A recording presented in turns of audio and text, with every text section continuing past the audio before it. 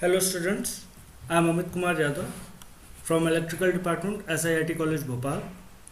Today we are going to discuss equivalent circuit diagram of the transformer. In this transformer, we just going to see how we can simplify the circuit of a transformer. As you know that transformer have two winding, one is primary, second one is secondary winding, and these two windings are wound on the core. So today in this topic we are going to see how can we represent all the component of primary, secondary and core of the, how can we represent the all parameters of primary, secondary winding and core as well. Okay, let us start. Look here, as we know that we have two windings, primary winding and copper winding, and these windings are wound with copper wire. So as we know that a copper wire have some resistance, so this R1 represent the resistance of primary winding. Clear? Now as you know that in the primary side we are going to supply a voltage, sinusoidal voltage. That sinusoidal voltage is denoted by this V1, and this primary winding having a closed path, that's why a current flow in the winding, that is your I1. Okay, now this copper winding have some resistance, primary winding have some resistance, that resistance is denoted by R1. But we know that, as we know that when current passes through the coil of the coil of the primary winding, then what happened? Flux induces. And why this flux induced? Just because of inductance. So this x1 is denote the inductance of your primary coil. Okay, in the same way, come to the secondary side. If secondary have a load, this load is denoted by Z2, where this Z2 denote its impedance. किसका impedance बता रहा है? ये load का impedance बता रहा है. Okay, now in secondary winding same, it is same, exactly same as the primary winding. So secondary winding have also some resistive losses, that is denoted by R2. And as we know that secondary winding also have a closed path, and in the secondary winding an E2 EMF induced in the terminal of the secondary winding due to mutual inductance. So a current start flowing in the secondary side of the transformer. So that current is I2. It is not denoted here, but here in the secondary winding a current flow, that is your I2. Now flux produces in the secondary, it will be produced due to this inductance. So the inductance of secondary winding is denoted by X2. So now it is very simple. अब यहाँ से अपन देखेंगे कि यहाँ से अपन ने ये समझ लिया कि प्राइमरी और सेकेंडरी के पैरामीटर्स को, रेजिस्टेंस और इंडक्टेंस के पैरामीटर्स को हम कैसे डिनोट करेंगे. दो चीज़ें हो गई. अब बचता है केवल कोर. अब आते हैं हम लोग कोर पे. यहाँ पर अपन को मालूम है कि when you supply the V1 voltage and due to electromagnetic induction principle and EMF induced in the primary winding of the coil, that EMF is your here E1, so it is denoted here. Okay, now due to mutual inductance, what happened? Some part of this EMF link with the secondary winding, that's why an E2 EMF induced in the secondary side. Okay, now come to the core parameters for the core. As we know that some part of I1 goes to core. That part is your I0, core current. Okay, now in the previous lectures we have discussed that this I0 have two component. One component is your IC, this is your working component, and second component is your IM, magnetizing component. Okay, now what is IC? This is the actual current which is taken by the core, and it dissipates in the form of heat. So this IC basically consumed by the resistance. Okay, and so the core have some resistance due to which some part of power energy is dissipated in the form of heat. So this R0 denotes the resistance of the core. In the same way, as you know that in the core of the transformer, flux flows in the closed path. Now that how can this flux can flow? Similarly, as the flux flow in the primary due to this inductance, in the same way the flux produced or flow in the core of the transformer just because of inductance. So the inductance of the core is denoted by here X naught, and this X naught takes the Im. Okay, and what is Im? Im is the magnetizing current, which is a sign component of this core current.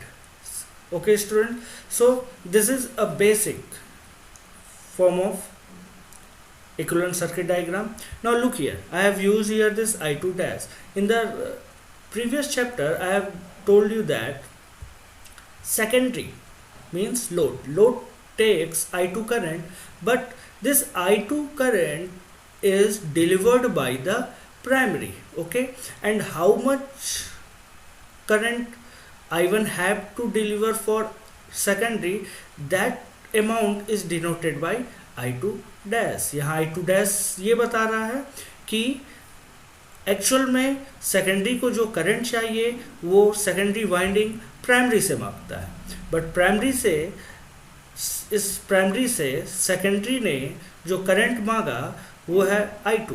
So I2 dash is your demanding current which is delivered by the primary current. So we can simply say that I1 basically supplies two current.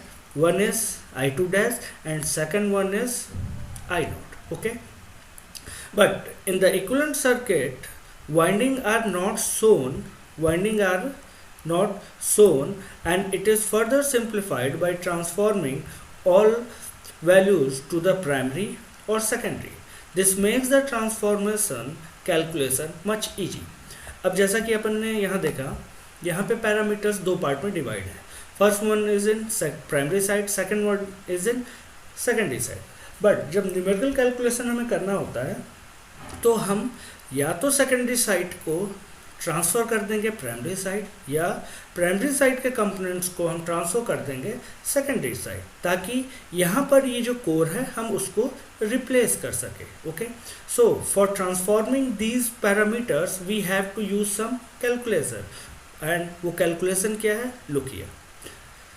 So the transforming secondary parameter to primary, अगर हमें किसी parameter को secondary से primary side transfer करना है तो इसके लिए हम यूज़ करेंगे transformation ratio, and that transformation ratio is denoted by के.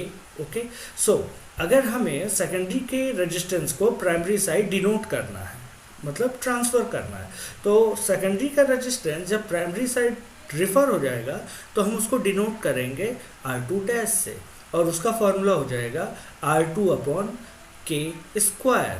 सिमिलरली जब सेकेंडरी के रिएक्टेंस को हमें प्राइमरी साइड रिफ़र करना है तो वो फिर क्या हो जाएगा, x1 x2 डैश, और x2 डैश का फॉर्मूला हो जाएगा x2 अपॉन के स्क्वायर. सिमिलरली लोड का जो इम्पिडेंस था Z2, उसको भी अगर हमें प्राइमरी साइड रिफ़र करना है तो ये हो जाएगा Z2 dash equals to Z2 upon K square, और where this K is what, this K is your K2 upon K1. और अगर हमें E2 को भी प्राइमरी साइड रिफ़र करना है तो ये हो जाएगा E2 dash equals to E2 upon K, और सेकेंडरी में जो करंट हमें ट्रांसफ़र करना है प्राइमरी साइड वो क्या हो जाएगा, I2 dash equals to K I2. हमें ये सारे फार्मूले अपने को याद रखने होंगे. तो यहाँ पे अपन ने देखा सारी चीज़ें हम सेकेंडरी से प्राइमरी रिफ़र कर रहे थे, लेकिन यही चीज़ जब हम प्राइमरी से सेकेंडरी को रिफ़र करेंगे तो यहाँ पर फार्मूला जस्ट उल्टा हो जाएगा. फॉर एग्जांपल अगर हमें प्राइमरी रेजिस्टेंस को सेकेंडरी साइड रिफ़र करना है तो वो बन जाएगा, सेकेंडरी साइड रिफ़र होने के बाद वो बन जाएगा R1 डैश, और उसका फार्मूला हो जाएगा R1 into K square. Z ये क्या बन जाएगा, Z1 dash equals to Z1 into K square.